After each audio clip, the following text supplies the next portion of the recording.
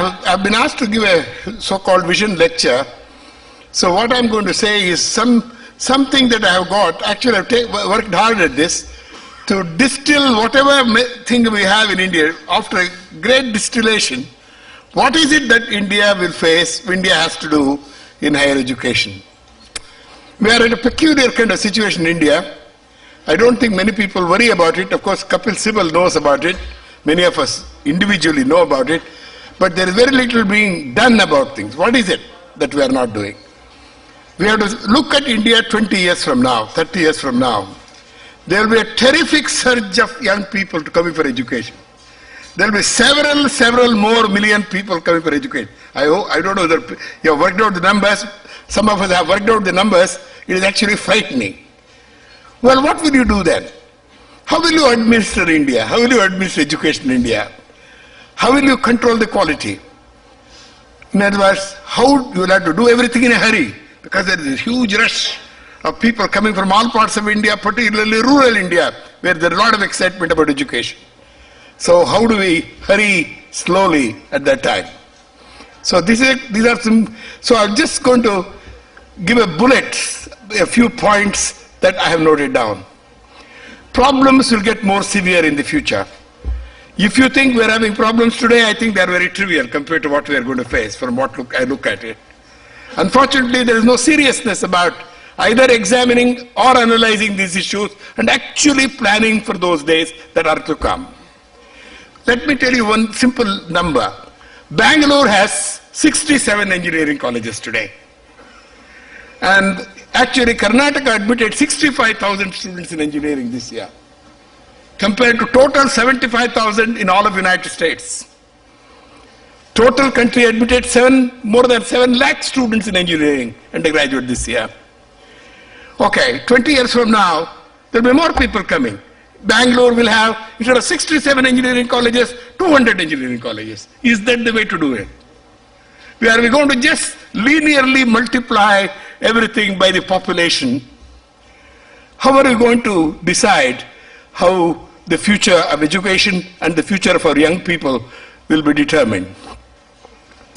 Well, rural India, amazingly, many of you may or may not go. I am one of those persons who is making a point last few years to give lectures in interior India all over, in Himachal Pradesh or Sikkim, doesn't matter where, every year several of them, just talk about science, and the excitement in these parts is much more than the cities of India.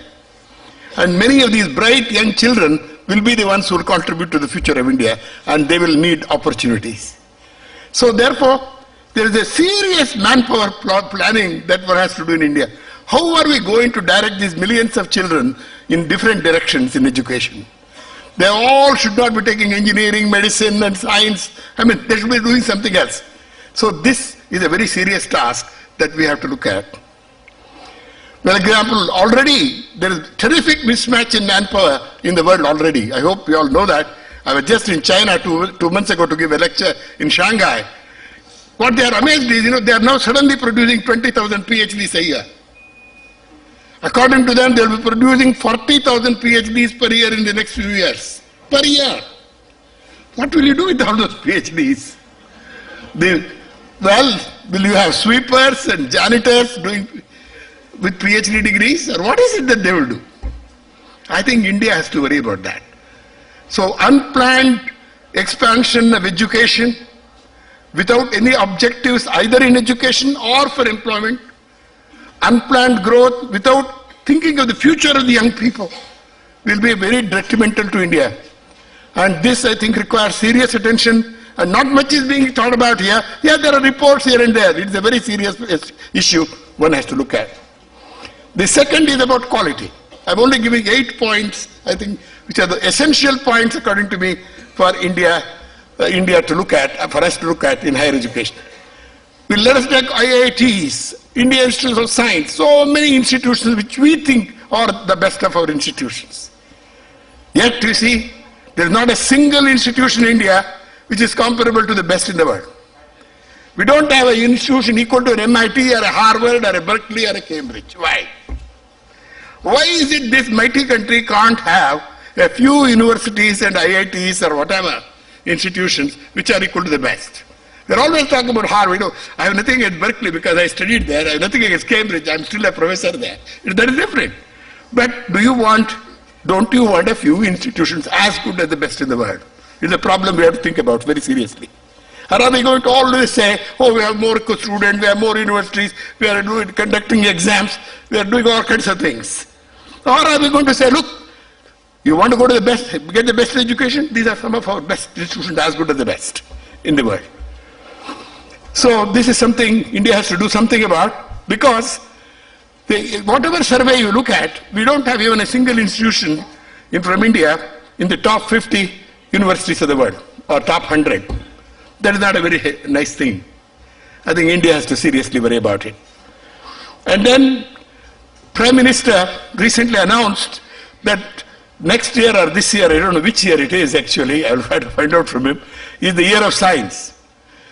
And if so, I'm going to request him to make one thing. Let us pick 10 or 15 institutions in India and do everything possible to see their levels are raised to the best in the world. Can we do that? I'm not saying it can be done. I'm saying these are all the problems we have to look at.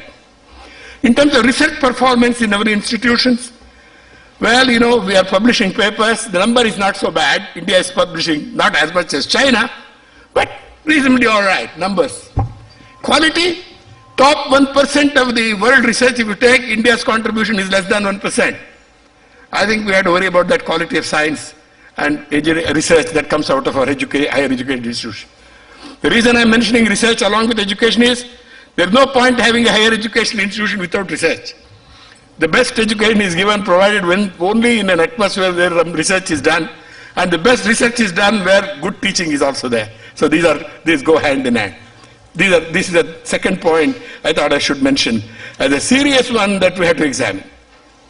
Well, many years ago, there was I don't even remember how many years ago, probably more like 30 or 40 years ago, when I was a young professor in IIT Kanpur, 45 years ago. We had such serious debates on examination system in India. But the examination system continues, and examinations determine Indian education. The children are not interested actually whether they do well in higher secondary examination or not, as long as they can somehow pass the entrance examination to an IIT. Some exam are there, whether it is the final examination or the entrance examination. The other day, one of my friends is now the chairman of the Medical Council of India. I have to talk to him, in fact. I am not very happy with some of the statements they are making. They say, after all the great MBBS or MD degrees you get, you do all that by all kinds of selection exam. Don't forget. Always entrance exam, other exam. They take 20 exams before they get admission for an MD. Then they say, is our MD good enough? They want to have another examination to make sure the quality of our medical degree is good.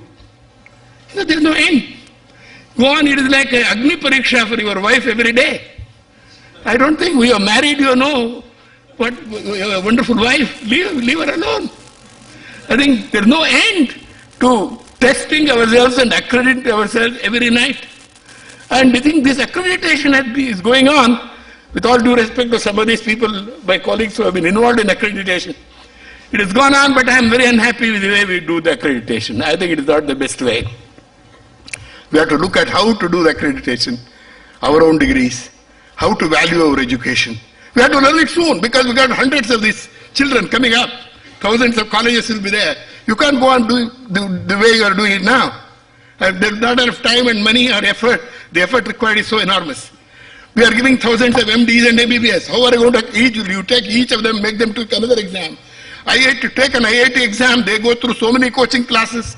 They take exams to attend the coaching class also. There's no end. So we have to worry about entrance exams, selection exams, that exam, this exam.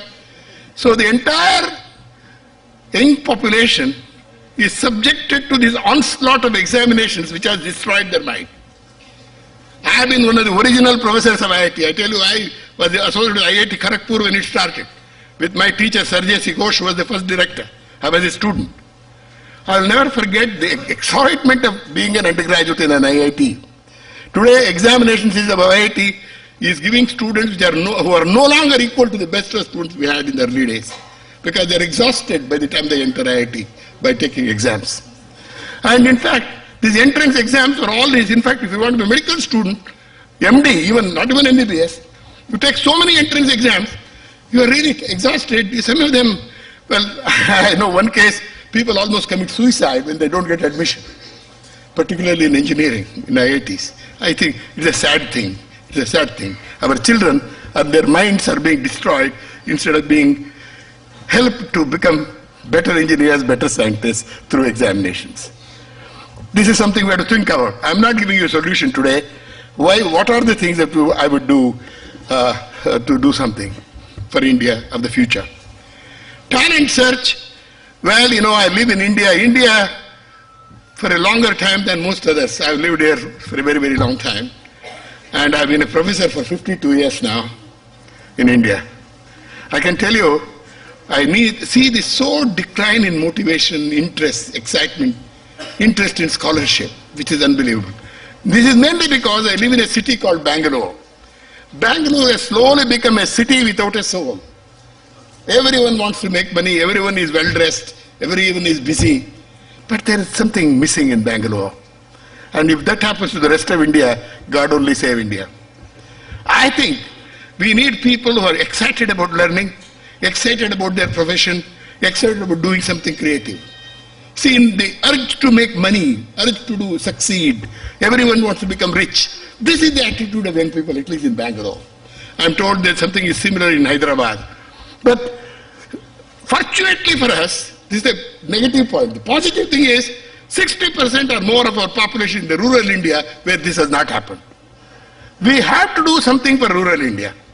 Whenever I go to rural India, right interior Karnataka or Maharashtra, where many places where I go to give lectures to young children, I'm amazed at the excitement. I'm amazed at the wonderful students. Our students of Navodaya Vidyalayas, very, very excited about science, very excited about learning. I'm not talking about science today, I'm talking about anything that they're interested in.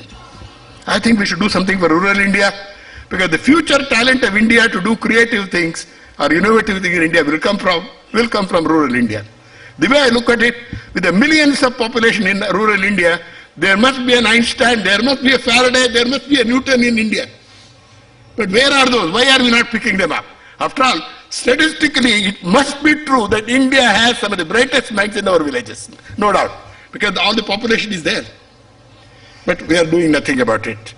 We are doing very little, in fact. So, Kapil Sibal, I keep talking about him, with him about this.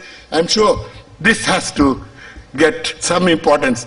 How to look for talent in interior India and what we have to do in the future to see that the best of them come and serve India in various ways. Point number 5. Well, Prime Minister recently said in the Science Congress, let us relieve science in India from bureaucracy. Let us be able to liberate them from bureaucracy, he said. Well, I think the entire country needs to be liberated from bureaucracy. If you ask me, not just education is the most bureaucratic, has the most bureaucratic administration than any other part of the country. How come that we have IAS? Today I'm not afraid. I'll say whatever I want. You see, that is one of those bad qualities I've had. I'm unable to tell lies, and I'm not afraid. It doesn't matter. How come an IAS officer can run education? What does he know about it? There may be good IAS officers who are interested in education. I don't mind. They're doing it. But routinely people are transferred to become a secretary for education, additional secretary, to deal with IITs, for example. This man, IIT, he doesn't know anything about technical education. He doesn't know anything about engineering. He doesn't know anything about science. But he runs IITs. So this is the kind of thing. So